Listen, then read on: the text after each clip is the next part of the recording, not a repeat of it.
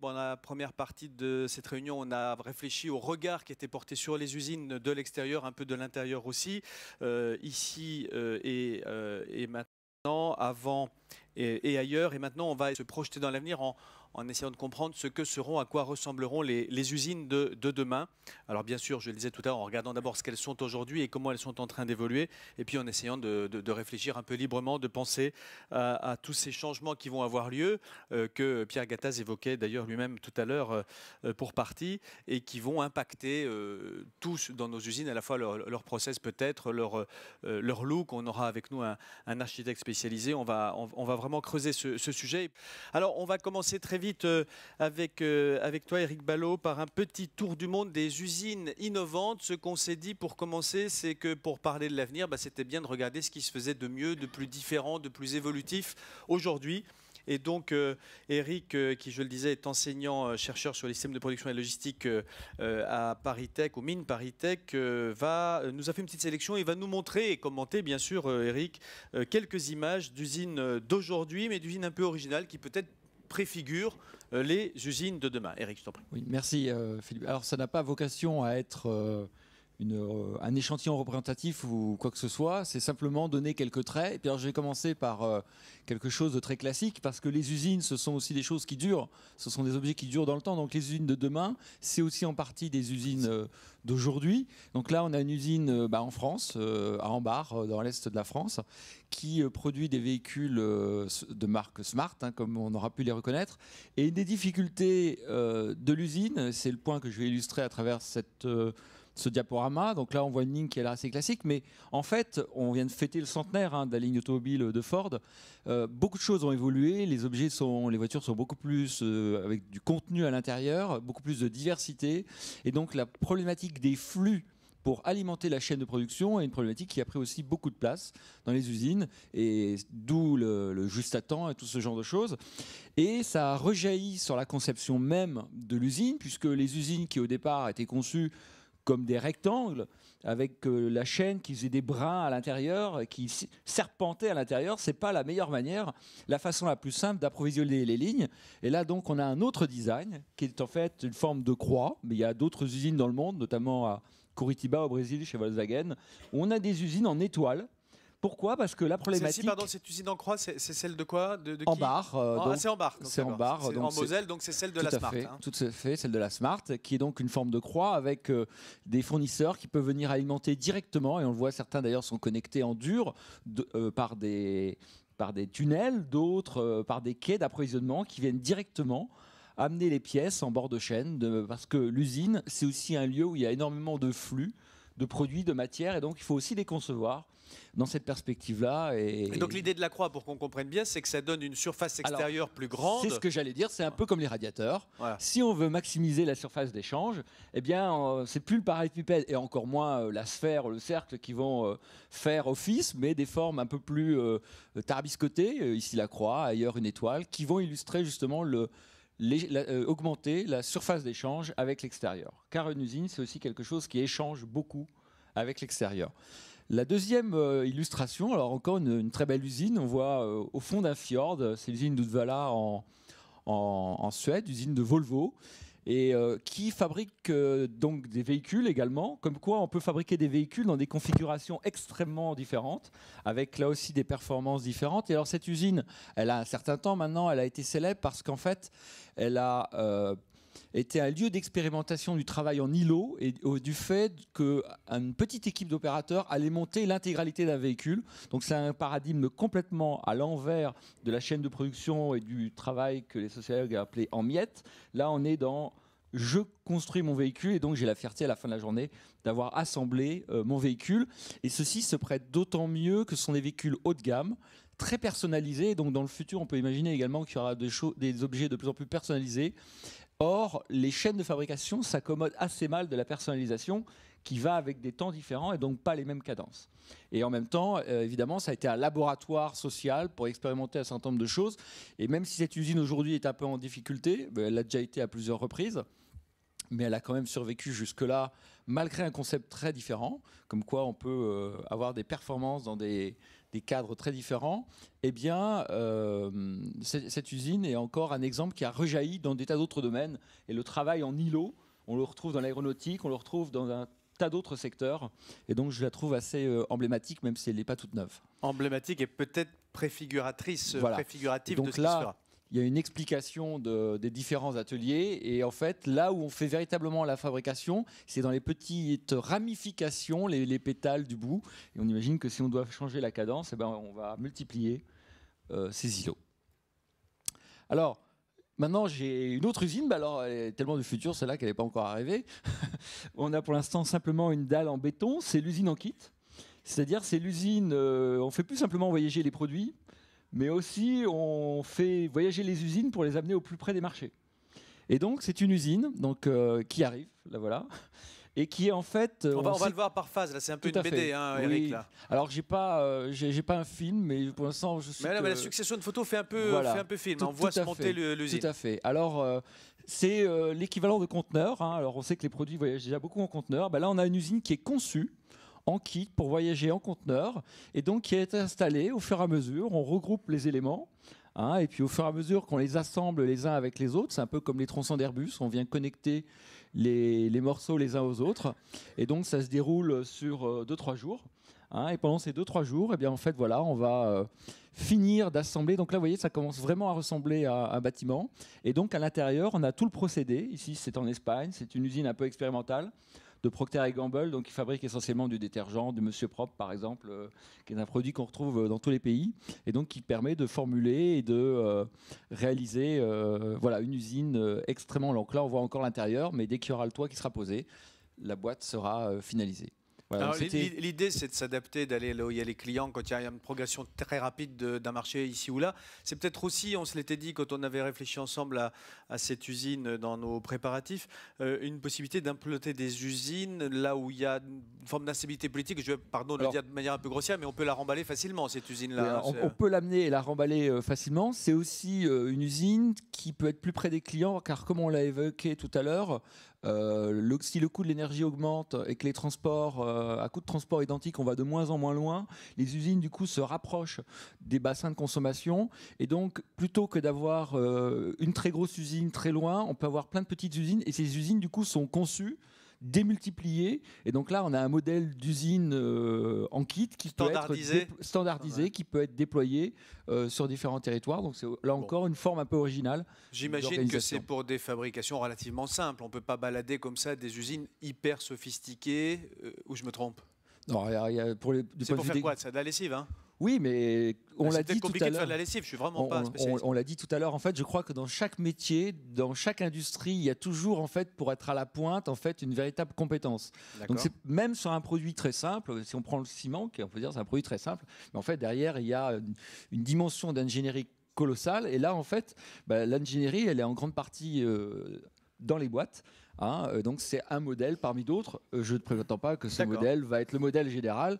Quand on est chez Airbus, il y a encore beaucoup des compétences qui sont dans les compagnons qui réalisent le produit. Mais il y a différents donc modèles et il y aura de la place pour différents modèles. Ok. On a fait le tour.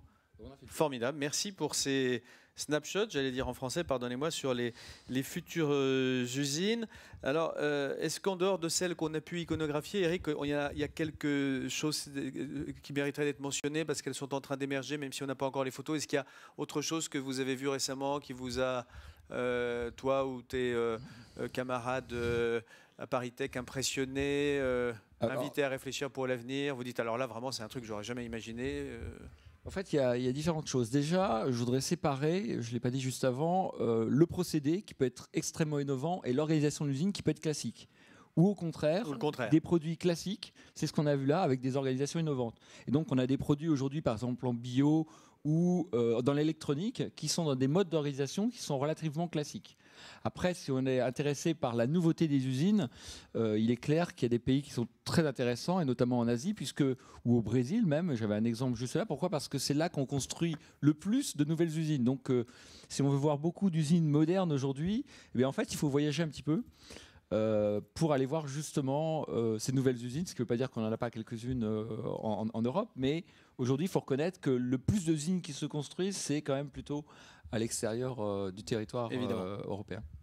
Merci beaucoup Eric, en tout cas pour cette promenade dans les usines du futur. Alors, des usines du futur, on espère qu'on parle d'un sujet réel, parce qu'il y a des gens qui commencent à dire mais il n'y aura plus d'usines, vous voulez rire, on fera tout dans son sous-sol, la voiture, le couvercle de la cafetière, la semelle de la chaussure du petit qui a éclaté au dernier match de foot, dans son sous-sol avec une imprimante 3D. C'est la nouvelle religion, l'imprimante 3D qui abolira tout, le besoin, le prolétariat, la laideur des usines, etc. Évidemment, il y a un peu d'exagération pour dire le moins dans cette affaire. Cependant, je crois que ça vaut le coup de creuser ce sujet. On a deux spécialistes avec nous pour le faire et j'en suis très heureux. Creuser ce sujet. Dans le fond, est-ce que l'imprimante 3D, est-ce que la fabrication additive, je crois que c'est l'expression consacrée chez vous, messieurs, menace ou pas la réalité industrielle d'aujourd'hui, c'est-à-dire des usines qui sont assez concentrées, qui jouent sur les séries, et quitte à ce qu'ensuite, évidemment, on disperse assez largement les fabrications au gré des besoins. Est-ce que ça va permettre de faire des fabrications plus localisées, moins nombreuses, et cependant qui est une rentabilité économique minimale? Voilà la question qu'on va essayer d'étudier avec vous. Donc je vous représente rapidement l'un et l'autre. Alain Bernard, professeur à Centrale Nantes et chercheur à l'Institut de recherche en communication et cybernétique de Nantes. Vous êtes vice-président de l'Association française du prototypage rapide. Alors je crois que le prototypage rapide, c'est l'appellation un peu précédente. Les Français sont assez bons là-dessus et depuis assez longtemps, je crois. Et puis Georges Taillandier, vous êtes ancien responsable des filières fabrication additive et fonderie et forge, c'est intéressant de voir que c'est les trois d'ailleurs, auprès de la direction des opérations industrielles d'Assaut Aviation. Alors voilà, ma question, pardon, je pose la question du néophyte. On vient d'apprendre que La Poste et Sculpteo s'associaient pour que peut-être on puisse, chacun d'entre nous, envoyer, acheter sur Internet, envoyer à La Poste le plan d'une pièce dont on a besoin. Je parlais tout à l'heure du couvercle de la cafetière, vous savez, qui casse et puis après on ne peut plus faire marcher sa cafetière, c'est bien contrariant. Et on pourrait aller le chercher le lendemain à La Poste ou se le faire envoyer par La Poste. Est-ce que tout ça, c'est fantasme ou réalité? On commence avec vous peut-être, Alain Bernard. Alors juste pour dire bonjour, pour dire en complément que Georges Taillandier est aussi le président de l'Association française de prototypage rapide. Ah pardon, voilà, c'est juste un complément. Voilà. Ce qui explique un peu notre rôle de duettiste. Alors moi je suis plutôt un académique, lui est un industriel et c'est comme ça qu'on a la chance de co-animer cette association depuis plus de 20 ans maintenant. Alors juste pour revenir sur ce que vous dites, moi je crois qu'il y a un problème, je vais commencer par là, il y a un problème essentiel par rapport à l'image qui est donnée de l'impression 3D. On a l'impression, là non plus je ne vais pas taper sur les médias, mais enfin on a été beaucoup sollicité depuis 2 ans, on a l'impression effectivement quand on regarde un certain reportage à la télé ou quand on lit, de moins en moins quand même, un certain nombre d'articles, c'est que finalement, comme vous le disiez, ça va tout révolutionner et puis c'est l'imprimante 3D et puis rien d'autre. Ce qui est complètement une hérésie de fond, je pèse mes mots, au sens où l'impression 3D telle qu'elle est appelée aujourd'hui, d'abord ça correspond à un brevet, le 3D printing, c'est quelque chose de très sérieux, c'est un brevet déposé par le MIT dans le milieu des années 90 avec un principe physique bien précis. Aujourd'hui on a utilisé des mots-clés du français, de la langue française, imprimante 3D pour essayer de faire réagir le grand public. Alors ça a à la fois un piège et des vertus. Alors le piège c'est qu'on oublie peut-être, ou on fait qu'on tire un rideau par rapport à un passé technologique et scientifique extrêmement riche en France, puisque le premier brevet d'un procédé qui permet, à partir d'une information numérisée, de construire un objet en 3 dimensions, c'est un Français qui l'a déposé. Il s'appelle Jean-Claude André, il est directeur de recherche au CNRS à Nancy. Et Tchekl, qui est aujourd'hui, qui a été pendant des années le directeur scientifique de 3D Systems, qui est un des leaders, des 2 grands leaders mondiaux dans le domaine, a déposé son brevet 3 semaines après. Sauf que en France, il n'y a pas eu le développement technologique avec on va dire, la dynamique qu'il y a pu y avoir chez 3D Systems. Ça a été différent. Georges Taillandier pourra vous en parler aussi parce qu'il a été à l'origine de pas mal de développement technologique, y compris en collaboration avec Jean-Claude André justement, mais c'est quelque chose qu'on oublie. Donc ces principes de construction 3D, ils sont, on va dire, ils sont nés dans les années 80. Donc c'est pas tout à fait d'hier et c'est pas tout à fait venu d'ailleurs, c'est français et c'est assez ancien en fait. Tout à fait. Donc il y a eu un certain nombre de principes physiques au début, c'était, je ne vais pas rentrer dans le détail technologique, c'était de la stéréophotolithographie, un laser ultraviolet qui vient déclencher une réaction chimique à la surface d'un photopolymère, bon très bien, et puis couche par couche, comme on construit une maison, eh bien, on construit des fondations avec ce qu'on appelle des supports, et puis petit à petit, on va empiler un certain nombre de voxels de matière, là, et comme on aligne des parpaings pour bâtir une maison.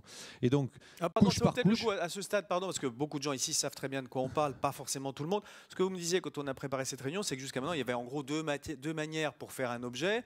Soit on fait trois manières. Trois manières. C'est la quatrième. Alors, dites rapidement peut-être.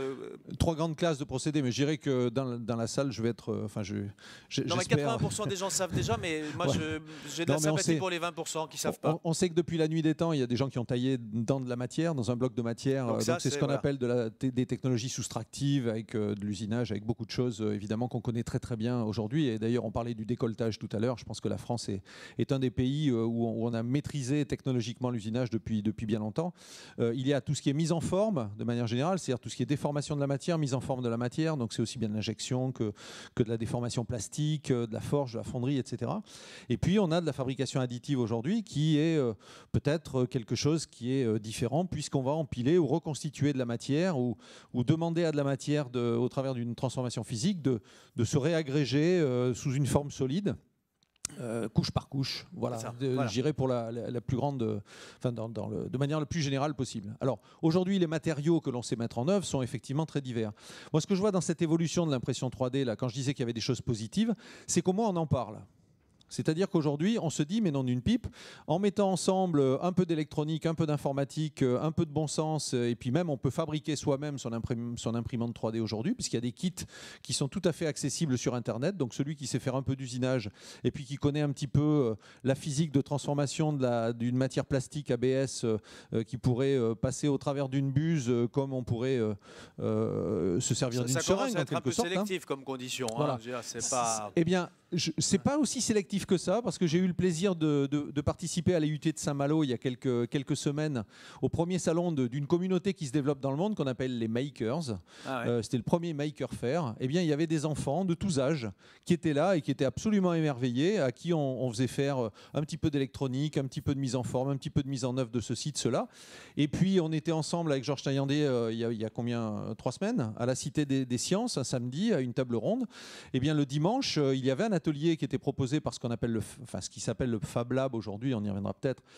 Donc ce sont des espèces d'ateliers communautaires dans lesquels les gens apportent des compétences pour essayer d'aider en fait à monter en maturité technologique, en autonomie technologique. Eh bien, il y avait la possibilité de fabriquer sa propre imprimante 3D et repartir chez soi. Bon, une fois qu'on a dit ça, j'ai cité un matériau, il y en a peut-être 2 aujourd'hui, c'est-à-dire qu'un brevet d'élaboration est tombé industriel de la société Stratasys, donc principe de fusion d'un fil chaud et ensuite dépose au travers d'une buse. Eh bien, ce brevet est tombé dans le domaine public il y a quelques années. Et donc, le grand public s'en est emparé, enfin beaucoup de gens qui se sont dit, mais finalement, c'est pas très difficile à mettre en œuvre, et certainement beaucoup moins difficile à mettre en œuvre que certains procédés dont Georges Taillandé parlera après, je pense, qui sont des procédés beaucoup plus lourds au niveau environnement technologique, et qui seront bien sûr des outils, et qui sont déjà des outils de compétitivité industrielle qui sont dans nos usines d'aujourd'hui. C'est-à-dire qu'on a vraiment des technologies alternatives qui viennent apporter plus de souplesse, plus de réactivité, plus de moyens de différenciation et de personnalisation d'objets, avec, c'est vrai encore aujourd'hui, des temps de cycle un peu longs, et puis certainement des outils de conception qui ne sont pas forcément adaptés, ni des méthodes de conception adaptées. Alors, est-ce que ça va, je reviens à ma question, est-ce que tout ça, je ne sais pas si c'est vous qui voulez répondre à la ou Georges Taillandé, est-ce que tout ça, ça va fermer les usines, ça va périmer les usines je pose la question grossièrement, parce que c'est dans l'espace public, les gens se disent, mais alors si je peux tout faire dans mon sous-sol, plus besoin d'usine. La réponse est on ne fera pas tout dans son sous-sol, et voilà, je vais laisser Georges Taillandé répondre. Allez, Oui, alors pour l'imprimante 3D, je pense qu'Alain Bernard a bien répondu.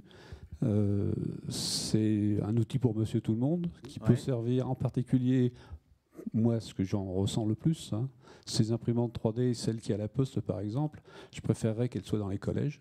Elles seraient beaucoup plus utiles, mais elles n'y est pas suffisamment parce que c'est très didactif, ça permet aux jeunes de toucher la matière. Et pour arriver à toucher la matière, il faut qu'ils la dessinent. Donc il faut qu'ils, malgré tout jeune commence à concevoir, donc dessiner et fabriquer. Et quand ils fabriquent, ils sont émerveillés. Donc ça les ouvre vers l'usine. On a beau dire, c'est une usine, cette petite machine. Mais ce n'est pas industriel.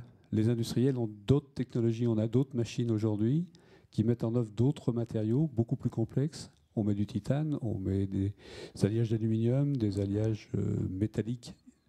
En gros, tous les matériaux qui se mettent en poudre, hein, tous les métalliques, la majorité des céramiques, puis effectivement les plastiques techniques sur d'autres technologies. Le principe est toujours le même.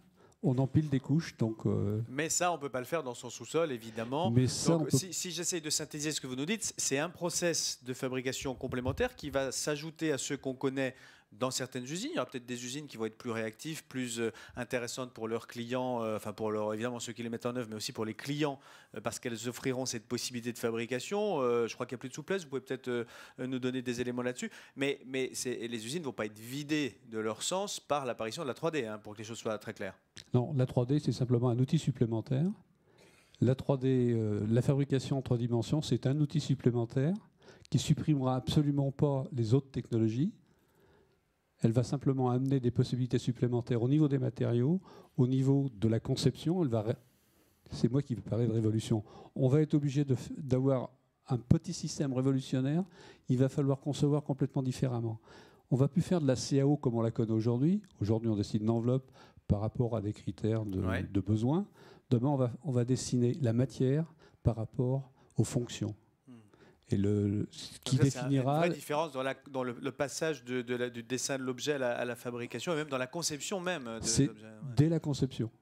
Alors, il y a quand même un impact économique, me semble-t-il. C'est d'abord la souplesse logistique. On se dit, même si c'est dans une usine et pas, comme on pourrait le croire naïvement, chez le particulier, il y a certainement de la souplesse, de la facilité. Est-ce qu'on peut imaginer que certaines fabrications qui sont aujourd'hui délocalisées pour des questions de série, enfin de nécessité d'amortissement, puissent, grâce à cette nouvelle fabrication, être relocalisées? Est-ce qu'on peut imaginer symétriquement qu'un certain nombre de choses qu'on fait en France ou en Allemagne ou aux Pays-Bas, parce qu'on a une technique spécifique, puisse au contraire être faite directement chez le consommateur, qui statistiquement sera de plus en plus chinois, parce qu'il n'y a pas besoin de mobiliser les techniques qu'on a actuellement seuls, nous, pour fabriquer ces objets dans l'avenir? Est-ce que ça va bouleverser l'implantation des usines, le flux des matériaux des usines, etc., tout ça quand même si, encore une fois, j'ai bien compris que les usines survivraient? Absolument pas. Est-ce qu'aujourd'hui, vous allez parce que vous pouvez travailler beaucoup plus vite, on aurait pu se poser la même question au moment de l'usinage grande vitesse. L'usinage grande vitesse, en gros, hein, c'est divisé par 5 les temps d'usinage par rapport à ce qu'on faisait avant. Avec la technologie de fabrication additive, on se posera les mêmes questions. La pièce n'est pas finie quand elle tombe de la machine, pour faire simple. Quand elle va tomber de la machine de fabrication additive, elle ne sera pas finie. Il faudra y rajouter un certain nombre de composants. Il faudra la finir, en fait. Hein. Elle aura besoin, selon les technologies... Comme si elle avait été usinée normalement. Il y aura encore une phase de finition. Il y aura des traces il y aura des finitions à faire. Il y aura des ajouts de matière à faire. Il y aura des composants supplémentaires à ajouter. Donc on a simplement une grosse différence, c'est qu'avec ces machines-là, on va pouvoir, demain, pas aujourd'hui, faire différemment et concevoir des objets différents avec des fonctions différentes. Donc en complément de ce que l'on fait aujourd'hui, on va pouvoir imaginer des objets complètement différents dans la domotique, pas dans tous les métiers en fait, hein, dans toutes les fonctions pourront être intégrées à la pièce elle-même. Donc si je vous entends bien, loin de vider l'usine de sa substance et de sa vocation, ça lui donne au contraire plus encore de possibilités, à condition que ce soit un mode de fabrication parmi d'autres, hein, c'est ce que vous nous annoncez. C'est un mode de fabrication parmi d'autres, et qui va ouvrir le domaine des possibles encore plus que celui que l'on a aujourd'hui. L'erreur aujourd'hui, ça serait de vouloir faire ce que l'on fabrique dans les méthodes classiques, le faire en fabrication additive ou en impression 3D, sans se poser la question, est-ce que c'est un meilleur coût? Oui, bien sûr. Aujourd'hui, non. À quelques exceptions près, pour être à coût équivalent, il faut déjà redesigner. Donc on perd déjà l'intérêt de la technologie. Un des avantages de cette technologie, c'est sur les phases amont, donc sur les pièces proto, pré-proto ou fin de série, où on peut amener des réponses aujourd'hui, puisqu'on a des matériaux équivalents forge ou équivalents fonderie. Alors on y reviendra tout à l'heure avec Mathieu Pellissier-Durzas. Non, je voulais juste compléter rapidement pour dire que ces technologies, on les voit peut-être avec le prisme de l'industrie, on va dire manufacturière, ou on parlait de matériaux métalliques. Il faut savoir qu'on commence à parler aussi d'usines pour les métiers de la santé. Il y a des gens qui font de l'ingénierie tissulaire avec ces procédés-là, hein, et de manière très sérieuse, je veux dire. Alors évidemment, on nous dit, là aussi, on pourra fabriquer son foie, son rein, son cœur chez soi. Non, il ne faut pas rêver, sauf qu'il y a aujourd'hui quand même... C'est contrariant, il faudra aller chercher son foie à l'usine. On ne pourra pas le faire chez soi. Ouais, enfin, je ne ferai pas un mauvais jeu de mots, mais ce que je veux dire simplement, c'est qu'aujourd'hui, dans les laboratoires, on a aujourd'hui des études très sérieuses qui sont faites avec des expérimentations sur des animaux, qui montrent qu'il y a un certain nombre de solutions qui seront tout à fait intéressantes pour la médecine de demain. On parlait, il y a ce matin, en fabrication additive. En fabrication additive, avec des possibilités de fabriquer des tissus et à la fois d'ailleurs pour travailler sur des implants pour le corps humain, c'est ce qui est déjà en train d'être fait. En développement, s'entend, mais aussi pour tester des médicaments ou des solutions de traitement également par cette ingénierie tissulaire. Donc je veux dire, je parle de ça parce que j'ai eu la question aussi d'un journaliste qui me disait, est-ce que demain on pourra fabriquer ces aliments avec l'impression 3D? Il faut se rappeler quand même que pour fabriquer une pièce, on a besoin de matériaux de base, hein, et que quand on est dans sa cuisine, c'est ce qu'on fait tous les jours, hein, c'est-à-dire qu'on transforme un matériau de base pour faire autre chose. Donc oui, mettre en forme du chocolat, vous avez un site très sérieux si vous voulez offrir des chocolats pour les fêtes à quelqu'un que vous aimez bien et que ces chocolats soient personnalisés, eh bien vous avez un site très sérieux sur lequel vous pouvez le faire. Au même titre que j'étais dans les cabanes de Noël à Nantes, là le marché de Noël est ouvert, il y a aujourd'hui un stand très sérieux aussi d'une entreprise de communication qui vend des petits œufs à 9,50 € l'œuf, vous voyez, je lui fais de la pub, et c'est un petit objet intelligent avec un peu d'électronique à l'intérieur, vous pouvez configurer, et puis qui dialogue ou qui vous interpelle avec votre smartphone, etc. Et puis vous pouvez, pour une somme, je ne sais plus combien c'était exactement, avoir également une petite reproduction d'une personne physique, etc. Voilà, donc c'est du service aujourd'hui. Il ne faut pas oublier que la chaîne numérique complète est indispensable, Georges Taillandier le disait, c'est-à-dire qu'il faut déjà définir des modèles numériques. Ça pose le problème, quand vous parliez de la cafetière électrique, c'est pour ça que je voulais y revenir, de la propriété intellectuelle des modèles. C'est-à-dire que si je veux faire des petits Mickey pour mes enfants ou mes petits-enfants, eh bien je fais attention à ce que je fais, parce que j'ai pas tout à fait la liberté d'utiliser cet objet 3D comme ça. Et puis une objection que vous n'avez pas encore faite, vous l'aviez faite quand on a préparé cette réunion au téléphone, c'est on imagine le postier en train de faire le couvercle de cafetière dans des émanations, parce que la fabrication, ça a aussi un certain nombre d'inconvénients. Enfin, on ne peut pas dire au postier, à partir du moment où tu distribues plus le courrier, tu respires des vapeurs chimiques pour faire les capuchons de cafetière, c'est pas gagné. Je veux dire, disons qu'il faut être prudent. D'ailleurs, l'INRS, qui est un organisme très prudent, a fait un article d'ailleurs sur les précautions, on va dire, à prendre par rapport à l'utilisation de l'impression 3D. Donc ce sont des choses qui commencent à effectivement interpeller. Le modèle de la poste ou le postier, c'est encore autre chose. On parlait de Sculteo tout à l'heure. Ouais. Je pense que là, on a justement un peu cette gradation des besoins qui est en train d'être découverte par le grand public. C'est-à-dire qu'on va aider aussi par ces technologies. Georges Taillandier en parlait par rapport au collège. Il y a des opérations dans différentes régions, un peu comme l'informatique s'est développée. Eh bien, l'impression 3D rentrera sans doute dans les familles par les enfants. C'est-à-dire qu'aujourd'hui, la découverte de la technologie avec le ministre Luc Ferry, on se rappelait un peu la manière dont on nous enseignait la technologie dans les collèges. Bon, je pense qu'il y a des évolutions aujourd'hui qui ont été faites. Il y a des gens extrêmement dynamiques qui sortent les enfants, qui les amènent dans des entreprises. Et bien, grâce à ces technologies-là, les enfants vont recréer des choses. Ils vont se rendre compte de tout ce qu'il est nécessaire de faire pour faire sur toute la chaîne numérique. Et on voit toute la satisfaction d'avoir fabriqué. C'est ce que nous et ils reviendront certainement aussi vers les, on va dire, vers la noblesse des valeurs technologiques. Voilà. Merci beaucoup pour ce témoignage. C'est rare d'ailleurs de voir des gens qui portent une technologie révolutionnaire vous disent non, vous inquiétez pas, ça sera à peu près comme d'habitude. Non, mais je schématise, mais d'habitude les gens font beaucoup de hype, ils disent ah, non, je vais vous parler d'un truc qui va tout changer. Et vous nous dites c'est un vrai changement. Bon, voilà, la plupart des choses vont quand même rester comme avant, ce que je trouve plutôt sympathique et d'ailleurs crédible. Hein. Merci en tout cas. Alors tout va pas pour autant rester comme avant, Emmanuel Julien. Donc Emmanuel, fondateur du cabinet de conseil en management de l'innovation Actisby, qui a d'abord été directeur industriel et de l'ingénierie d'Air Liquide, donc il a quelques titres de noblesse à faire valoir. J'aimerais bien qu'avec vous, Emmanuel, on visite un peu les évolutions possibles des usines. Si elles ne veulent pas disparaître comme les dinosaures, il faut quand même qu'elles s'adaptent. Mais ce n'est pas la 3D qui va les tuer, on vient de le voir, mais il y a quand même des tas de choses qui bougent dans l'environnement des usines. Qu'est-ce qui asticote les usines et quelles sont les évolutions qui vont ressortir des évolutions, j'allais dire, du contexte dans lequel elles opèrent? Alors oui, ça bouge beaucoup. Je crois que les usines évoluent beaucoup. Elles sont déjà en train d'évoluer, on l'a déjà dit. Et je crois que vous l'avez dit au début, les usines du futur, elles sont déjà en fait parmi nous, quand on regarde bien, quand on observe. Ce qui est fondamental pour moi, alors c'est vrai que j'ai fait de la conception d'usines en particulier, c'est qu'autrefois, on concevait une usine un peu une fois pour toutes. Dans la chaîne industrielle, finalement, c'est une sorte de brique assez intangible qu'on allait chercher à optimiser. Alors on optimisait les approvisionnements, on optimisait les coûts, et puis on produisait des produits qu'on s'efforçait de vendre, je dirais, du mieux possible, mais ces produits-là, on ne pouvait pas tellement les changer. Bon. Donc quelque chose d'assez, je dirais, monolithique. Aujourd'hui, on le sait tous, on vit dans un monde extrêmement évolutif, un monde qui change, et un monde qui est très imprévisible, en fait, où il y a beaucoup d'incertitudes. On a parlé tout à l'heure de la géopolitique, ça c'est un fait. Effectivement, j'ai encore travaillé récemment avec un client qui a construit une usine dans un pays qui est la Syrie, qui entre-temps a connu effectivement des graves problèmes géopolitiques. Voilà, que fait-on de l'usine à ce moment-là? Malheureusement, l'usine a été arrêtée, elle ne sert plus. Bon, donc ça, c'est des questions qui peuvent arriver. Autre question, celle des ressources. Alors les ressources, par exemple l'eau, l'énergie, là aussi on voit beaucoup d'incertitudes. Je crois qu'autrefois, on disait très bien une usine, on va la connecter, un réseau électrique, c'est terminé. Sauf que le paysage énergétique, il peut changer énormément. Il n'y a qu'à regarder ce qui s'est passé aux États-Unis ces dernières années.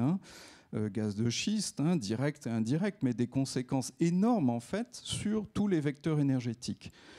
Et je dirais même ça devient indirect avec le charbon par exemple qui revient en Europe. Donc il faut se poser ces questions-là, il faut être prêt à tout. Mais le plus important pour moi, c'est en aval, c'est les produits, c'est le fait que la demande, elle change tout le temps. Les clients, finalement, veulent de plus en plus de choses nouvelles. Les clients veulent des choses personnalisées. C'est tout ce phénomène de mass customization qu'on connaît, où il faut que l'usine soit prête, finalement, à répondre le plus rapidement possible et le mieux possible, bien sûr, à la demande du client. Alors, comment ça va se passer? Il y a deux révolutions. Une qu'on connaît bien, c'est la révolution du numérique, la révolution de l'information, on en a déjà parlé. Et puis l'autre qui est la révolution de la conception. Et ça, c'est important. La conception, c'est justement de l'ingénierie. C'est quand même un des grands métiers de FIF, justement, c'est de savoir anticiper pour arriver à créer des usines qui soient agiles, des usines qui soient flexibles. Comment ça va se passer? Moi, je pense que l'usine, elle développe deux types d'intelligence. Une intelligence externe, ouverte vers l'extérieur, une intelligence interne. Alors, l'externe, c'est quoi? C'est d'abord écouter le client. Je crois qu'autrefois, les usines étaient très loin des clients. Et ce qu'on voit de plus en plus, c'est qu'il y a un flux d'informations qui va arriver dans l'usine. On le disait, tu le montrais tout à l'heure avec les automobiles. Maintenant, les clients veulent des voitures très personnalisées à l'intérieur. On pourrait presque dire que chaque voiture est unique, en fait. Pour ça, il faut avoir l'information du client qui veut telle ou telle option dans sa voiture, telle ou telle couleur, tel ou tel gadget, même dans sa voiture, et que dans l'usine, en fait, ça se passe bien, et qu'au bout de ça, effectivement, le client est ce qu'il veut. Bon. Donc ça, il y a cette ouverture vers le client, et ensuite, il y a la transmission de l'information.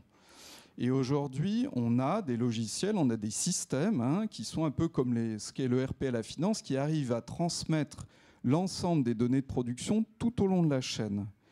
Parce que ce qui est important aussi, c'est de comprendre que l'usine, elle n'est plus isolée, elle est dans un réseau.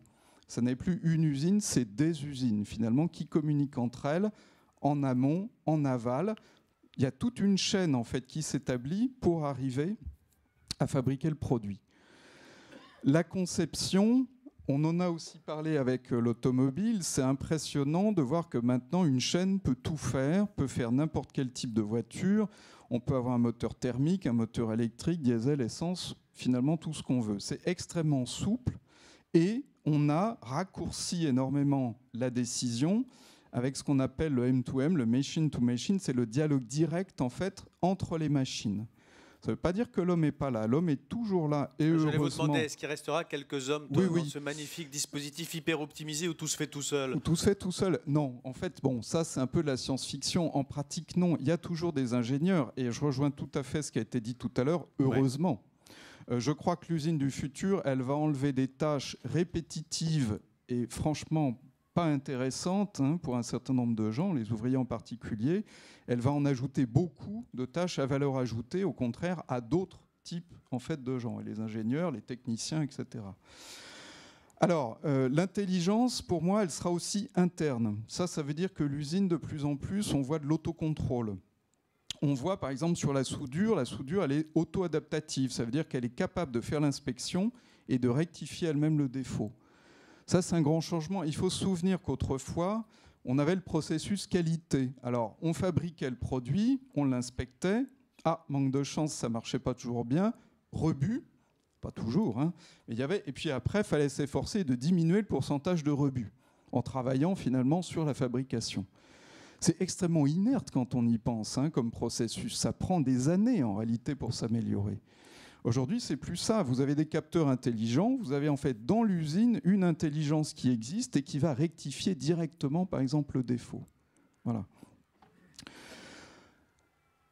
Ça, c'est, et je dirais alors, le M2M, c'est aussi de l'auto-apprentissage, c'est-à-dire qu'on voit en fait chaque équipement est capable en fait de s'enrichir, d'avoir une expertise, une expérience, si vous voulez, de ce qu'il fait. C'est des machines qui accumulent de l'expérience. De l'expérience elle-même, voilà, non, en fait, pour optimiser la production. C'est pas de la science-fiction, c'est des choses qui existent, qui sont en voie d'émergence, que vous nous décrivez. C'est pas, on n'est pas dans le monde des idées pures, on n'est pas pour dans 300 ans. Voilà, et c'est par ça que je veux en conclure. Il faut savoir que tout ça existe.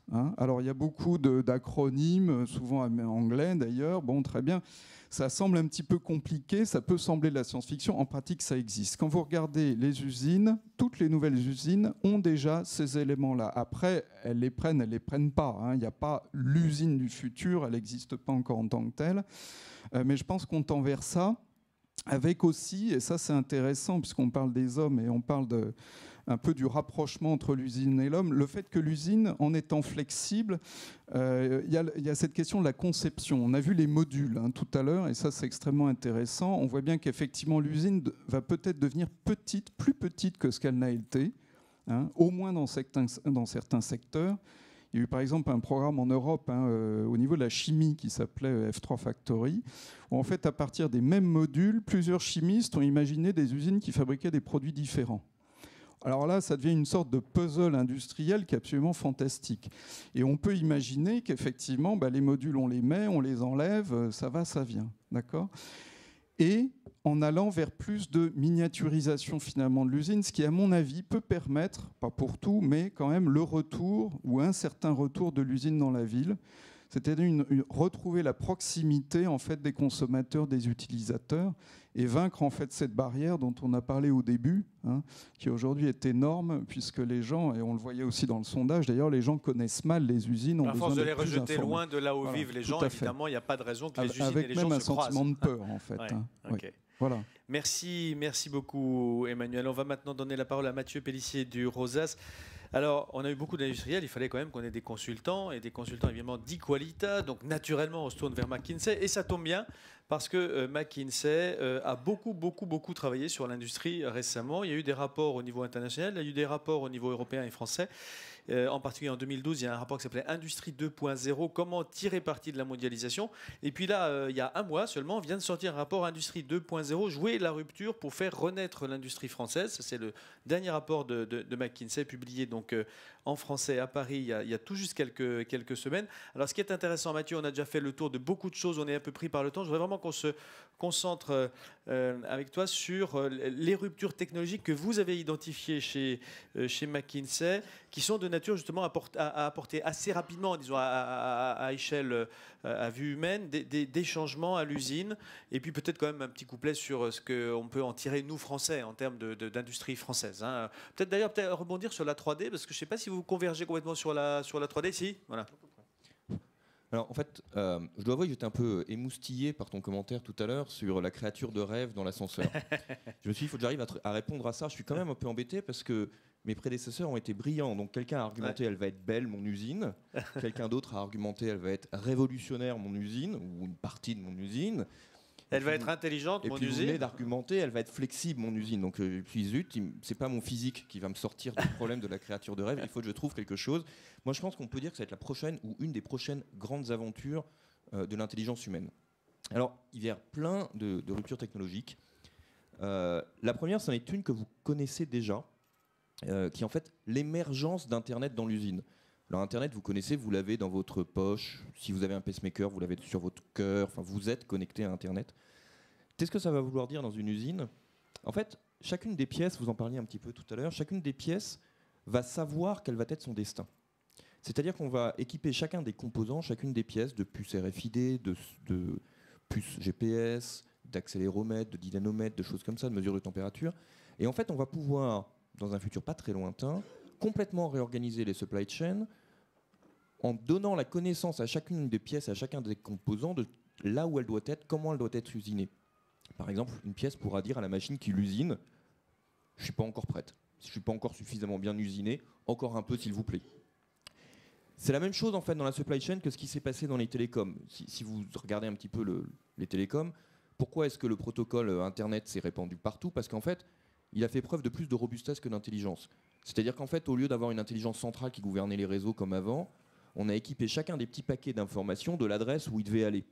Et puis après, on a dit débrouille-toi dans le réseau, mon ami. Et bien là, c'est un petit peu pareil.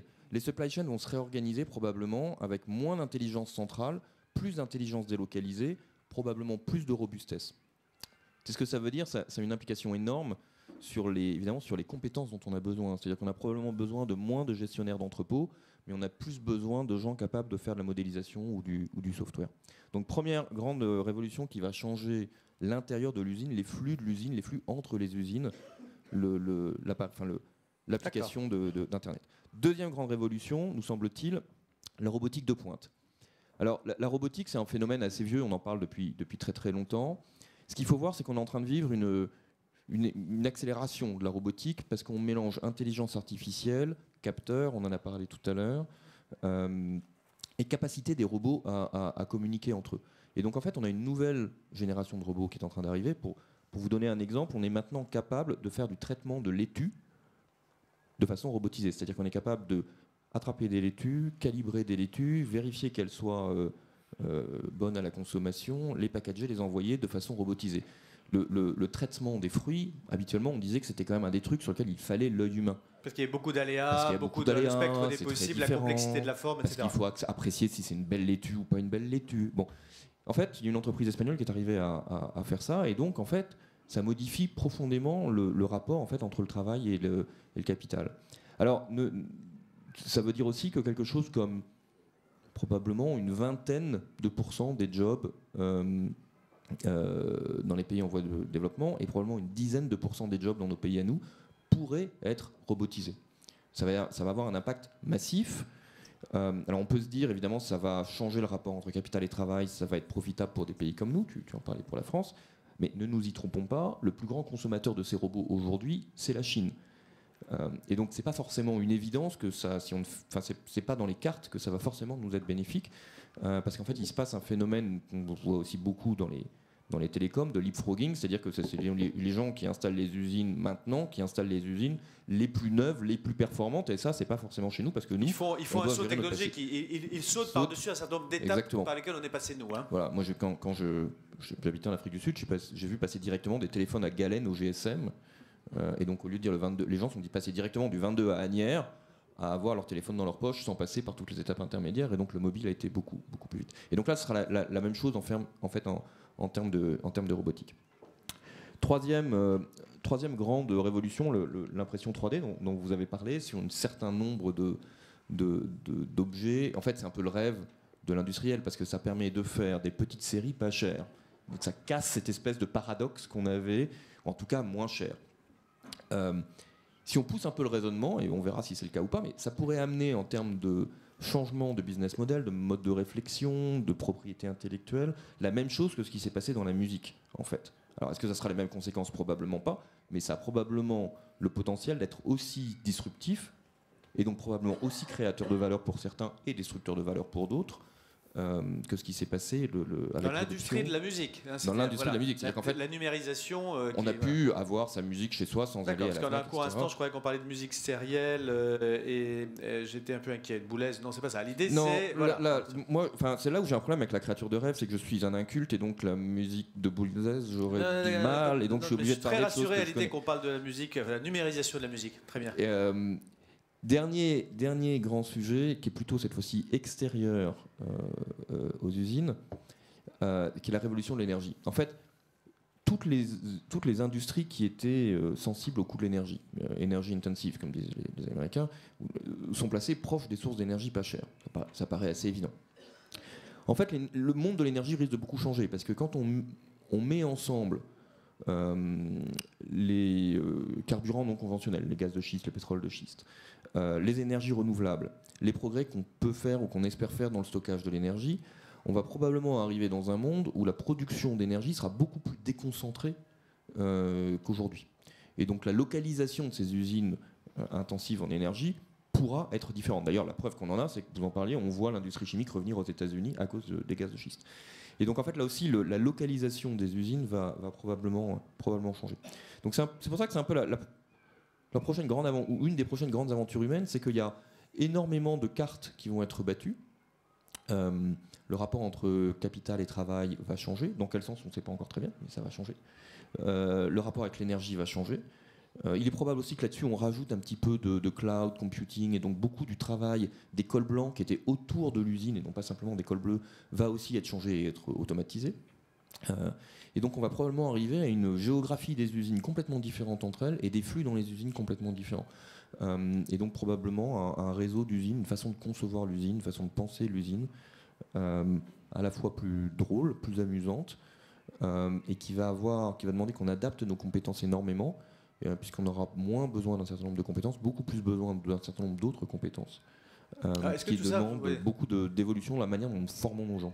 Sous réserve de notre capacité d'adaptation qui est effectivement aléatoire, est-ce qu'on peut imaginer que tout ça soit quand même des bonnes nouvelles? Parce que dans le rapport, moi j'ai vu quand même pas mal de choses qui étaient plutôt sympathiques. C'est qu'on voit bien qu'il y a une homogénéisation, par exemple, des coûts salariaux entre la Chine et puis les pays d'Occident. On voit aussi que la 3D... Alors tout à l'heure, on nous disait que non, pas forcément, ça va peut-être pas changer les choses, mais vous avez plutôt l'impression que ça peut permettre de relocaliser un certain nombre de fabrications. Hein. Peut-être je me faisais mal lu, mais il m'a semblé que c'était un des éléments du rapport. Est-ce qu'on peut imaginer, Mathieu, que la France tire son épingle du jeu avec les handicaps qu'on disait? C'est-à-dire que le leapfrogging, ça ne nous met pas en état de supériorité a priori. Hein. En fait, c'est la combinaison de plusieurs facteurs pris ensemble qui peuvent amener à une relocalisation des productions. Est-ce qu'on va tirer notre épingle du jeu? Je ne sais pas. Je sais que les cartes vont être rebattues. Et comme à chaque fois que les cartes sont rebattues, ça redistribue le jeu et on peut gagner. Mais on peut perdre aussi. C'est pas parce que le jeu est redistribué qu'on gagne nécessairement. Alors, qu'est-ce qu'on peut faire? Qu'est-ce qu'il faut faire pour essayer de gagner? Nous, on a quelques idées sur la question. La première chose, c'est que on pense qu'il faut libérer l'entrepreneuriat en France. C'est-à-dire que dès qu'il y a des ruptures technologiques, qui profitent historiquement des ruptures technologiques? Des entrepreneurs, des gens qui se disent « Ah bah tiens, moi je vais faire les trucs différemment, je vais mettre ma maison en hypothèque, j'y crois tellement, tac, je vais le faire, j'y vais. » Bon, on ne peut pas imaginer tirer parti de tout ça sans libérer nos entrepreneurs. Et contrairement à ce qu'on pense, d'ailleurs, un petit message d'espoir, il y a plus d'intentions de création d'entreprises en France qu'il y en a aux États-Unis. Si vous sondez la population active, il y a plus de gens qui ont envie de créer des entreprises en France qu'aux États-Unis. Et après, il y en a beaucoup moins qui créent en France qu'ils n'en créent aux États-Unis, parce que le contexte ne s'y prête pas. Mais c'est un truc qu'on peut changer. Ne pas créer d'entreprise, c'est pas dans l'oxygène français. C'est pas vrai du tout. Ça, c'est dans le contexte économique qu'on offre aux gens. D'accord, ça c'est une des conditions. Premier truc, libérer l'entrepreneuriat. Deuxième condition qui nous paraît assez importante, faire évoluer nos outils de formation, à la fois initiale et professionnelle, parce que tout ça va énormément changer le type de compétences dont on a besoin dans l'usine, autour de l'usine. Et donc ça, il faut absolument qu'on soit capable de s'adapter. Et puis troisième sujet qui est plus sur les épaules des industriels, dont vous parliez aussi un petit peu tout à l'heure, c'est que je pense qu'il faut que notre capacité, que la capacité de nos industries à comprendre leur marché, à adapter leur offre et leurs produits et leurs services évolue. C'est-à-dire qu'il y a une faiblesse endémique du système du tissu industriel français, qui est son manque de marketing stratégique. de compréhension des besoins de ses clients et d'adaptation. Et si on veut s'adapter, comme vous le disiez tout à l'heure, il faut commencer par comprendre ce qu'on a autour de nous. Il y a dans le rapport d'ailleurs sur ce sujet, ça m'ennuie de finir sur une note négative, mais en même temps, comme diraient les banquiers d'affaires, quand on voit un truc qui ne va pas bien, il y a de l'upside, il y a beaucoup de progression possible. Mais il y a un truc qui est très amusant, c'est qu'on a interrogé, vous avez interrogé un certain nombre d'industriels, français et étrangers, sur les raisons pour lesquelles ils n'innovent pas autant qu'ils pourraient. Alors les autres disent tous, nous on aimerait bien innover, mais on n'a pas l'argent, ou bien c'est un choix d'allocation, on n'a pas l'énergie, on n'a pas les ressources disponibles. Ils regrettent de ne pas pouvoir innover. Et les Français répondent plutôt... Alors, en fait, c'est une enquête de la Commission, mais les Français répondent il n'y a pas de demande pour l'innovation. C'est génial, quand même. Ce qui est quand même frappant, parce que regardez autour de vous. Personne ne nous demande d'innover. Regardez autour de vous. La France est un des pays quand même où les innovations se propagent le plus vite. Regardez le nombre de téléphones, de tablettes. Enfin, il n'y a personne qui pense que la France est un pays dans lequel la 4G va arriver plus tard qu'ailleurs, etc. Donc, on baigne dans un environnement dans lequel il y a de l'innovation. Et vous demandez aux entreprises françaises qui n'innovent pas pourquoi elles n'innovent pas, elles disent il n'y a pas de demande. Ce qui est, à mon avis, la preuve absolue de leur myopie et donc de leur manque de marketing stratégique. Ouais. Et j'ajoute l'innovation, c'est forcément de l'offre et c'est pas de la réponse à la demande. Bon, on continue le tour de table, messieurs. Je suis désolé, je suis obligé de vous presser parce qu'on arrive vraiment à la fin de notre journée qui aura été très riche. On a peut-être été un peu ambitieux en convoquant tout le monde, en associant toutes ces compétences, mais je pense que ça donne du coup des échanges, des éclairages intéressants. Thierry Bogart va maintenant nous parler des usines sous un autre angle, de l'évolution des usines du futur sous un autre angle. Thierry est architecte, je le disais tout à l'heure, fondateur de Bogart Architecture. Une société qui a créé il y a 30 ans maintenant, c'est ça, c'est incroyable. Oui. Spécialisée donc dans l'architecture industrielle, plus de 50 projets d'envergure à son bilan, pour le compte généralement bien sûr de grands groupes industriels. Alors on a vu tout à l'heure que les Français à certains égards étaient un peu plus réticents que d'autres vis-à-vis de l'industrie, plus méfiants par rapport à l'usine. Question directe, est-ce que c'est parce que nos usines sont plus moches que les autres? Dans le fond, l'esthétique, ça compte. C'est en tout cas ce qui vous fait vivre. J'espère qu'il y a des gens que ça intéresse, des usines qui soient assez belles. Est-ce que nos usines sont moches? Est-ce que c'est ça notre problème, Thierry? Nos usines ne sont pas plus moches que les autres, parce que il faut voir ça sur un plan international, mais il est vrai que si en plus elles sont moches, ça commence à faire beaucoup. C'est-à-dire que je crois qu'on a parlé de désamour dans les chiffres tout à l'heure. Il y a un désamour évident pour l'activité industrielle, une sorte de scepticisme au fait que l'industrie puisse même respecter un environnement. Les chiffres le prouvaient. Je pense que on a tous été, les concitoyens ont tous été échaudés par sans doute par de mauvais exemples, des zones industrielles sordides, des sols pollués. On entend aujourd'hui parler de l'air qui est pollué, quelquefois une usine qui explose. Donc c'est clair que tout ça n'est pas très encourageant. Alors si en plus c'est moche, c'est vraiment très difficile. L'architecture seule, bien évidemment, elle ne va pas nous tirer d'affaire. Ça serait un petit peu prétentieux et beaucoup trop beau. C'est vraiment le moment de le dire pour le croire. Mais je pense que l'architecture peut aider à faire passer un message avec plus de transparence, plus d'esthétique, n'ayons pas peur du mot, plus d'éthique peut-être, plus de performance, on y reviendra. L'architecte n'est pas simplement un embellisseur de choses, et un meilleur cadre de vie pour les gens, cadre de travail pour les gens qui travaillent dans l'usine, et un meilleur cadre de vie pour les gens qui vivent en face. Il ne faut pas oublier, on va travailler pour les gens qui sont dedans, mais il y a ceux qui sont en face et qui ont aussi leur mot à dire et qui supportent le spectacle. Alors, l'usine, il faut bien comprendre d'où vient le problème à l'origine, c'est que l'usine, elle a été souvent pensée de l'intérieur, à des seules fins de performance, ce qui en soi est tout à fait respectable. Une usine, elle doit avant tout être performante, mais je pense qu'on a eu, et on aura encore plus aujourd'hui, besoin de rendre des comptes à l'environnement. L'environnement, c'est quoi? C'est qui? C'est le riverain, c'est celui qui est en face, qui regarde, qui supporte, plus ou moins, et qui, lui, est intéressé à savoir comment va évoluer son paysage. L'environnement, pour lui, c'est un lieu. Alors, là, je parle, moi, d'usine, peut-être à la différence de ce qui s'est dit ici ce matin beaucoup. Je parle d'usine en tant qu'objet. C'est la chose qu'on va poser dans le paysage, c'est l'impact qu'on va avoir qui va s'imposer à nous. Donc le riverain, lui, il s'inquiète de savoir comment ça va être perçu, senti, entendu. Il s'inquiète de problèmes de ce type-là. Pardon, ce qui est intéressant, c'est que souvent, le patron de l'usine, l'industriel, ils n'ont pas cette idée-là en tête, ils sont dans l'usine. Et Thierry me disait, quand on réfléchissait ensemble à son intervention, qu'il lui est arrivé parfois d'écouter longuement, d'écouter le patron de l'usine et de dire, je vais vous faire une expérience. Oui, absolument. Oui, d'ailleurs, je la propose à d'autres, mais il y a beaucoup d'industriels, donc j'ai un petit peu peur là de ne pas faire s'aliéner des prospects, comme on dit. Je ferai rire les 20% qui ne sont pas industriels, peut-être, mais c'est vrai que, à l'occasion, évidemment, quand vous avez visité une usine, il y a quelque chose à faire et que je me suis permis de faire parfois. Vous vous rendez votre interlocuteur, vous lui rendez son casque, vous lui rendez ses chaussures de chantier, vous lui rendez des lunettes de protection. Et ensuite, vous allez vous l'amener sur la colline la plus proche et vous lui montrez son usine, vous lui faites visiter son usine de loin. Ce qu'il n'a jamais fait, en fait. Ce qu'il n'a jamais fait. Donc, je peux vous dire que dans la première partie de la visite, vous apprenez beaucoup sur le process. Et pendant la seconde partie de la visite, c'est lui qui apprend beaucoup sur l'impact visuel.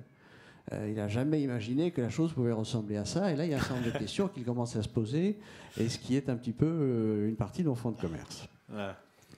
Pour vivre heureux, vivant caché, donc c'est quelque chose qui est un peu révolu. Alors c'est vrai que dans certaines industries, on a un peu tendance à éloigner en se disant bon, on est loin. Je sais que certains interlocuteurs me disent mais non, mais de toute façon, on est loin, on n'a pas de problème avec l'environnement. Là, je ne suis pas tout à fait sûr. On ne peut pas prétendre. D'ailleurs, c'est pas parce qu'on est loin qu'on n'aura pas un impact visuel. Donc il n'y a pas un ailleurs que l'on a le droit de polluer aujourd'hui. La Terre est ronde, elle nous appartient à tous et tout le monde peut la voir. Puis on nous disait tout à l'heure que les usines allaient peut-être se rapprocher des lieux d'habitation au surplus. Donc il faut absolument, et ça c'est exactement dans ce sens, Philippe, c'est qu'en plus, l'usine est créatrice d'urbanité. C'est-à-dire que si vous voulez véritablement faire une ville, le mieux c'est de commencer par une usine.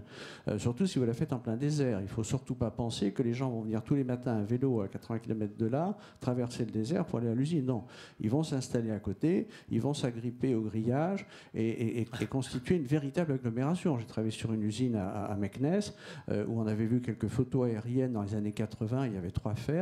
20 ans plus tard, il y avait 28 000 habitants recensés, autant qu'on puisse recenser, parce qu'ils ont profité des voies d'accès pour aller là. Ils se sont vraiment accrochés au grillage en tous les sens du terme, et d'une génération à l'autre, les générations qui suivent se disent mais qu'est-ce que c'est que ce truc au milieu? Ce truc au milieu, c'est là où ton père est venu travailler, il est venu s'installer, etc. Donc c'est la logique des choses. Je voulais aussi dire quelque chose à ce propos, c'est que, bon, en tant qu'architecte, là, j'essaie de regarder un peu la qualité. Bien sûr, le process, on va y revenir, est tout à fait fondamental. Et j'en reviens à quelque chose qui a été dit ce matin, c'est un fantastique spectacle. Mais sur l'aspect qualité, on entend un petit peu trop parler de l'environnement sur un plan chimique, c'est-à-dire sur un plan uniquement normatif. Est-ce que parce que, alors à nouveau, je ne vais pas me faire que des amis, est-ce que c'est parce que c'est un problème d'ingénierie? Mais ça veut dire quoi? L'environnement, on a bon quand on respecte une norme, on a bon dans cette fourchette-là, et on a mauvais avant, on a mauvais après. Je ne suis pas sûr que ça suffise à nos contemporains. Bon, même si effectivement ça va comment dirais-je, préciser les dégagements gazeux ou autres. Ça, d'accord, tout le monde va en profiter. On peut faire confiance que tel ou tel type de produit pourrait être polluant. Oui, mais en attendant, il y a des choses qui sont aussi qui relèvent de l'impact, qui sont purement de qualité perçue, que l'on ne met pas en chiffres et qui sont pas normables, qui sont pas normatifs absolument, qui peuvent relever peut-être d'une certaine subjectivité. Mais qui font beaucoup pour l'acceptabilité, parce que je crois que c'est une question ici aussi, l'acceptabilité d'un site dans son environnement. Raymond Lewy, qui est un designer reconnu, a écrit « La laideur se vend mal ». La laideur se vend mal, oui. La laideur se vend mal, bon, et c'est vrai pour beaucoup de domaines. Et pourtant, Thierry, pardon, pendant si longtemps, les usines n'ont pas été très belles. Donc ça veut dire qu'à tort ou à raison, les industriels ont pensé que c'était du second ordre. Peut-être aussi ont-ils pensé que c'était pas possible de faire une usine efficace qui, par ailleurs, soit belle. Je sais pas. C'est quand même de l'optimisation sous hyper-contrainte, l'architecture industrielle, j'imagine. Je pense que c'est parce que c'est un peu deux métiers, deux manières de faire. C'est-à-dire que quand on programme l'usine, on programme un moteur. On dit voilà, je veux faire une usine, je veux faire 1 million de tonnes de ceci. Donc on réfléchit au moteur, on pose le moteur, mais on oublie un petit peu la carrosserie, le volant, les sièges, tout ce qui est l'habitabilité de la chose. Je le pense, je le vis, je suis un peu désolé de l'avouer ici, mais c'est vrai que c'est quelque chose qui est quelque part un petit peu laissé en marge. Il y a un investissement à court terme. C'est d'ailleurs une des raisons aussi pour lesquelles on voit aussi dans certaines industries arriver des éléments en kit, des éléments mobiles, parce que c'est pour occuper très très vite un marché, se positionner en attendant qu'une usine plus lourde vienne s'installer. Parce que là, le défi est plus important. L'usine en kit, on peut penser qu'elle est de dimension relativement limitée. Si elle est mobile, on peut penser qu'elle est de dimension relativement limitée. Donc il n'y a pas d'enjeu esthétique majeur dans ce cas-là. Donc, voilà, on va dire, c'est cela. En tout cas, l'impact sera sans doute moindre. En revanche, si l'usine est de pointe, puisqu'on a beaucoup parlé aujourd'hui, on peut dire, espérer que l'architecture et l'architecte auront un peu plus de budget pour améliorer l'enveloppe. En revanche, bon, les grosses industries lourdes, etc., bon, c'est plus difficile. Effectivement, on a un peu tendance à les évacuer. Il y a quelques usines, unités industrielles qui sont semi-lourdes, je dirais, qui sont quand même obligées de rester dans notre périmètre urbain. L'incinération, les centrales d'incinération, par exemple. Les petites centrales à béton, c'est qu'une centrale à béton, beaucoup se demandent pourquoi c'est en bord de Seine à Paris, par exemple. C'est en bord de Seine parce que pour faire du béton, il vous faut énormément de granulats. Et à partir de là, vous avez tout intérêt à faire venir, soit vous avez 30 camions qui viennent et qui traversent Paris, soit vous avez une barge qui amène ces granulats. Et ensuite, non, puis je crois qu'on peut faire tourner le ciment pendant 1 heure et demie, pas plus. Hein, c'est exactement ça. C'est que la toupie, voilà, c'est exactement ça. C'est que la toupie, elle peut voyager pendant 1 heure. En 1 heure, on va pas très loin. On est dans les sinon, le trivialités. béton, il se solidifie dans la toupie. Alors, très vite, parce qu'il faut qu'on finisse notre débat, Thierry, pardon, on pourrait parler de tout ça pendant des heures, et puis on le fera ensuite pendant le cocktail. Est-ce que les usines de demain seront moins moches? Est-ce que les industriels attacheront plus d'importance à ça? Peut-être, dans le fond, si les usines reviennent en ville, ce sera plus important. Et en même temps, moi, je me dis, c'est quand même des périodes de vache maigre. En période de vache maigre, on a un peu tendance à tailler sur ce qui n'est pas totalement indispensable, et aussi désirable que soit la beauté de l'usine. On peut imaginer que des gens mal intentionnés, un peu légers, moins sensibles que toi à la beauté des choses, ajustent avec ce poste de dépenses budgétaires. Oui, là il y a un effet, il y a deux choses, deux parties de ma réponse. Il y a un effet boomerang. Ce qu'on ne met pas aujourd'hui, on le mettra demain. Alors ça, c'est intéressant parce que c'est un argument économique là. Absolument. Et là c'est un vrai coup. Je suis sur c'est plus que 50, en fait j'en suis à plus de 80 je crois aujourd'hui, projets que j'ai pu commettre. Il y en a au moins 50 qui sont de l'ordre du, on va dire, revamping, soit c'est des modernisations d'usines, soit parfois ce sont même des travaux à caractère, des interventions à caractère purement artistique, parce que l'industriel me dit quoi ? Moi monsieur, je sais, je suis maintenant clavé dans la ville, je sais que dans 10 ans, 15 ans il va falloir que je parte. Faites quelque chose pour que je tienne encore 15 ans, donc pour pérenniser l'existence de cela. Donc je me retrouve, moi, chirurgien esthétique, je dis souvent, je suis chirurgien esthétique pour cimenterie, etc. J'arrive, je décide, et vraiment c'est un travail qui est artistique. Si ce travail de chirurgie esthétique, il s'était fait en amont, il s'était fait à l'origine, il nous coûterait beaucoup moins cher que s'il se fait après. On reste dans l'ascenseur, il vaut mieux construire Laetitia Casta tout de suite, plutôt que de construire une vieille dame. C'est quand même un petit peu dommage. Or, il se construit encore aujourd'hui, je suis un peu critique là, mais il se construit encore des vieilles dames qui demanderont à être relookées à peine installées. Parce que là, aujourd'hui, les gens ne vont pas laisser se faire. C'est là où je dis qu'il faut faire attention à l'environnement humain, paysager. On n'est pas simplement dans la norme. Ils ne vont pas se laisser faire et ils vont avoir des exigences. Et avec ce phénomène que tu décrivais tout à l'heure, c'est-à-dire que si toutefois il n'y a personne autour de l'usine au début, ça ne dure pas et au bout d'un moment on dit mais qu'est-ce que vous nous avez fait cette vieille dame? Je veux une Laetitia Casta et là ça coûte de l'argent. Hein. Oui, c'est absolument. Je résume. Allez, et l'autre chose, pour en terminer par là, parce qu'il y a quelque chose que je voudrais dire, c'est qu'il ne faut surtout pas penser, parce qu'on l'entend et on pourrait le sous-entendre, que le moche ne coûte pas cher et fonctionne bien, et que le laid, que le beau coûte très cher et fonctionne pas bien. C'est à nouveau ne pas avoir vu Laetitia Casta pour penser des horreurs pareilles. Merci beaucoup. François Moisan, je me tourne vers vous. Vous êtes directeur exécutif de la stratégie de la recherche de l'international à l'ADEME. L'ADEME, tout le monde connaît, Agence de l'environnement et de la maîtrise de l'énergie. Donc, on vient d'évoquer déjà des questions d'environnement. On a très peu de temps, donc je vais être horriblement frustrant pour vous, mais je voulais absolument qu'on vous entende dans ce débat. Évidemment, l'exigence environnementale va croissant. Évidemment, il y a des enjeux de raréfaction, il y a des enjeux d'optimisation sous contrainte, là aussi. Qu'est-ce qu'on peut dire de votre point de vue de l'usine de demain ? Je ne sais pas si vous aviez vu le petit sondage qu'on a passé tout à l'heure pendant le premier débat, je crois que vous étiez déjà là, sur la perception de l'usine en France, en Chine, aux États-Unis. La perception, d'ailleurs, sur le point de l'environnement est assez différente ici et là. Parlez-nous des nouvelles contraintes environnementales qui pèsent sur les usines et en quoi elles les transforment déjà aujourd'hui, en quoi elles vont les transformer selon vous. Merci, bonjour. En 10 secondes. En 10 secondes. Effectivement, je ne vais pas vous proposer une image de l'usine du futur, mais peut-être... après Laetitia Casta, ça va être dur. Ça va être dur. Plutôt, effectivement, quelles sont les contraintes ou les opportunités qui se posent à moyen et long terme par rapport à l'environnement, alors pas seulement l'environnement cadre de vie, mais l'environnement global et local, et comment on voit, nous, de l'ADEME, des adaptations des entreprises et des usines. Tout d'abord, c'est vrai que l'industrie parfois est perçue comme polluante. Je rappellerai quand même que l'industrie consomme seulement 22% de toute l'énergie que nous consommons en France. Elle émet 80 millions de tonnes de CO2 par rapport à plus de 500 millions de tonnes de CO2. Et c'est le secteur qui a fait le plus de progrès depuis 20 ans, qui a réduit considérablement ses émissions. Donc ça, c'est quand même quelque chose d'important et effectivement, c'est pas assez connu. Alors, effectivement, ce que l'on voit dans le futur, qui va se passer, les experts convergent là-dessus, une raréfaction de certaines ressources non renouvelables, l'énergie bien sûr, aussi des matières premières, des matériaux stratégiques.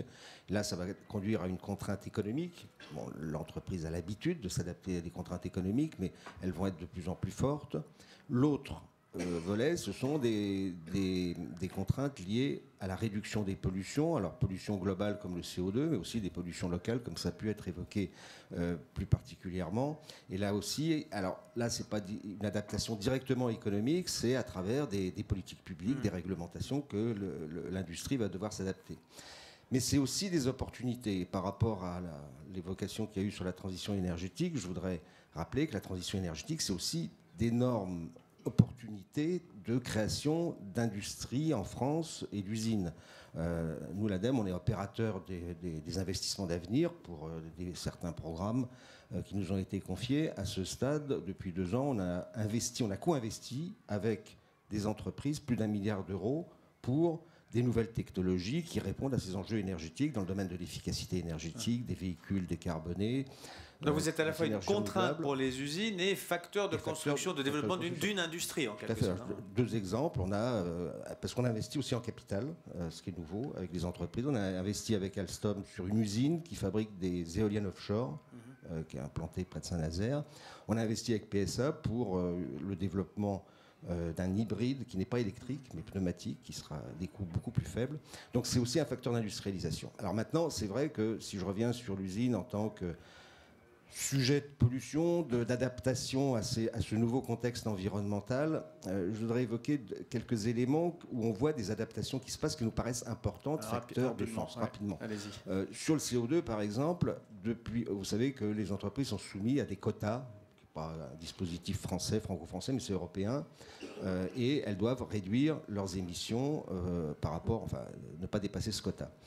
Échangeable. Ça ne marche pas très bien, ce système, c'est pas là-dessus que je voulais m'étendre. En revanche, ce qu'on a développé, ce qui s'est fait depuis 2002, on a commencé à travailler sur des bilans carbone. Alors maintenant, beaucoup d'entreprises font un bilan carbone de leurs émissions.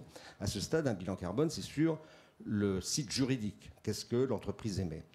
Les bilans carbone qu'on a développés permettaient à des entreprises, et les premières qu'on a fait, c'était avec des entreprises spéciales LVMH, qui étaient des grosses entreprises, c'était de regarder, mais finalement, l'entreprise, elle émet sur son site, mais il y a aussi des émissions qui sont liées à l'activité, liées à ses fournisseurs, liées à la vente des produits, à la distribution, liées au déplacement... Transport.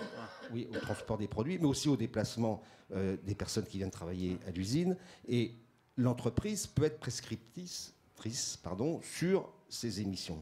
Donc jusqu'à présent, donc là on voit que l'entreprise va avoir un intérêt éventuel. Alors actuellement il n'y a pas les dispositifs juridiques pour que ça puisse être pris en compte, mais on peut imaginer que il y a au moins l'intérêt médiatique. Ce qu'on peut imaginer, c'est que l'usine de demain, puisque c'est de ça qu'on parle, elle optimise aussi les consommations indirectes occasionnées par sa situation, alors aux matériaux, mais aussi aux hommes. Fournisseurs, avec ses prestataires, et on le voit aussi dans ce qu'on appelle les filières responsabilité élargie du producteur, où la traçabilité des produits va conduire l'entreprise à intervenir auprès de ses fournisseurs, de ses clients, pour cette traçabilité globale.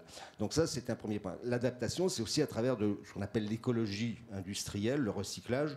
Alors on a des exemples, évidemment, parce que des entreprises proches où vont s'installer à proximité pour recycler, réutiliser de l'énergie, des matières premières qui ont été utilisées par d'autres énergies.